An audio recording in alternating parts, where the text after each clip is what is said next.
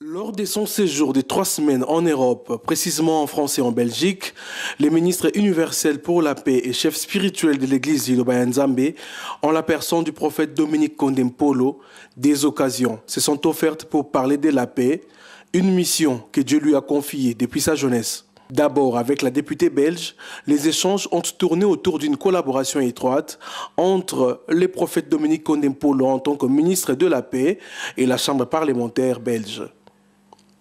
Puis vint la cérémonie de la commémoration de la journée mondiale de l'eau à laquelle il a pris part.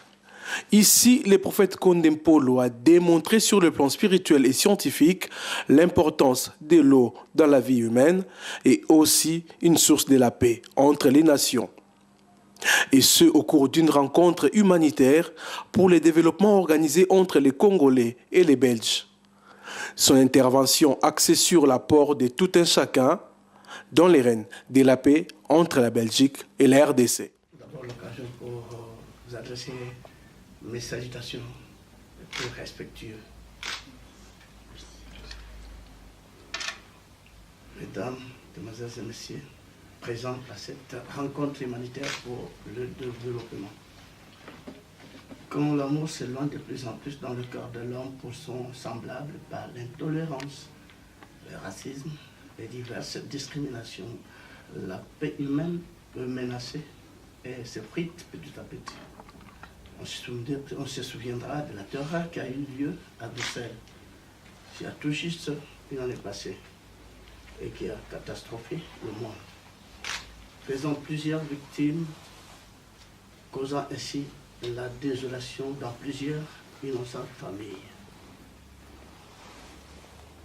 J'ai complété avec toutes ces familles et la Belgique tout entière pour cette dure et douloureuse épreuve.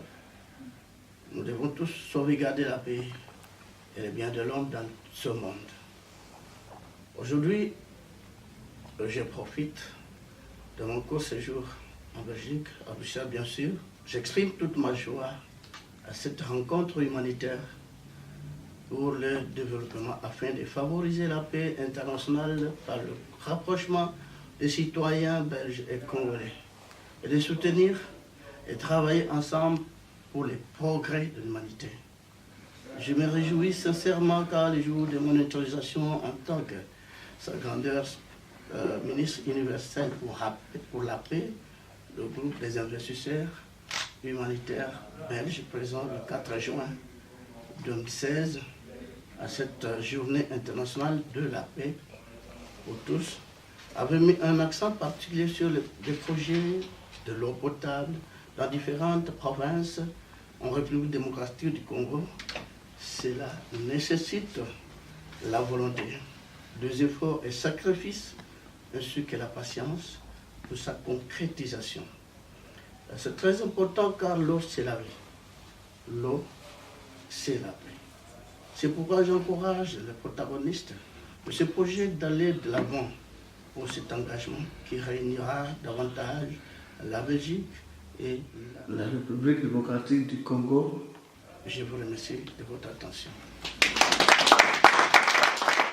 Comme partout ailleurs, un diplôme de mérite lui a été décerné en guise de récompense sur sa démarche de l'instauration de la paix à travers le monde.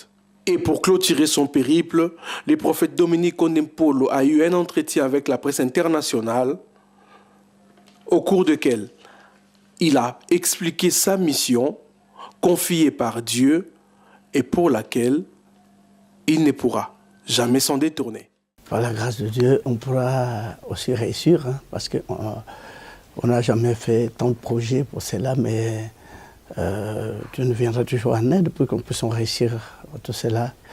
Parce que toutefois, aujourd'hui, je suis tellement ravi d'avoir rencontré les humanitaires, et c'est déjà un démarrage pour que nous puissions aller et que nous puissions lutter pour tout cela. Et quels sont les points concrets qu'on a besoin en Congo ou en Afrique pour faire une différence dans votre pays? Par l'unisson, c'est au coup de pouce d'aujourd'hui comme on est ensemble pour que nous puissions aussi lutter pour la paix, car la paix c'est Dieu. Dieu a créé le monde pour que l'homme puisse vivre dans la paix. Et maintenant, il n'y a pas la paix parce que c'est l'homme qui trouble le monde. Et quand est-ce que l'homme pourra suivre la volonté de Dieu pour qu'on puisse demeurer dans la paix afin que tout homme puisse demeurer dans toute quiétude jusqu'à la fin de chacun. Mais l'homme a toujours troublé la paix. Ce n'est pas le monde qui est méchant, mais c'est l'homme. Et pourquoi l'homme devait toujours demeurer dans ce genre de trucs, ce genre de choses, troubler le monde à cause du matériel, tous les biens du monde, casse toujours troubler la paix chez l'homme. Tout ça pourra changer un jour. Parce que c'est l'amour qui doit primer. Il n'y a pas l'amour dans le monde à cause du bien du monde.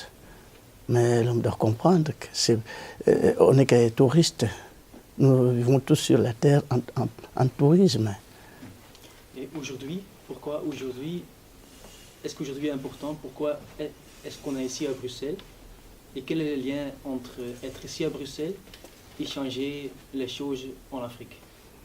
Oui, vous savez que si on pourrait tout simplement collaborer, par une collaboration étroite, on peut réussir dans tout cela. Belgo-Congolais, nous, on a besoin de la Belgique pour nous soutenir. Parce que peut-être il y a beaucoup de désagréments qui s'étaient passés bien avant, mais est-ce qu'on ne peut pas oublier tout cela? On ne peut pas mettre tout ça de côté pour qu'on puisse commencer une nouvelle voie. Pour qu'on puisse lutter pour tout cela, parce que quand il y a la paix entre la Belgique et la RDC, mais tout pourra bien aller. Si nous étions pareils, on pourra... Vous avez besoin de la Belgique ou de l'aide humanitaire pour introduire la paix dans votre pays. Pouvez-vous expliquer? Pardon? Pouvez-vous expliquer pourquoi il faut de l'aide humanitaire en Congo? Et est-ce que vous pouvez m'expliquer que cela va faire une grande différence dans votre pays? Vous savez que Dieu fait que nous puissions être ensemble avec la Belgique depuis de temps anciens. Bien qu'on s'était séparés à couteau tiré, mais ce n'est pas ça. On ne devrait pas vivre de telle manière auparavant. On devrait demeurer ensemble jusqu'à aujourd'hui. Si on est ensemble, on pourra bien réussir. Parce que nous, vous savez qu'en Afrique, il y a beaucoup de choses qui ne tournent pas tellement bien. Et la culture, chez nous Noirs, on a une culture différente. Moi, j'admire beaucoup ce qu'on a souvent vécu ici. La culture d'ici, c'est l'amour. Quand il y a amour, on peut réussir, mais quand il n'y a pas l'amour, tout le monde cherche ses intérêts personnels, mais ici, ce n'est pas pareil. Hein. Ici, c'est l'intérêt général. J'ai toujours admiré.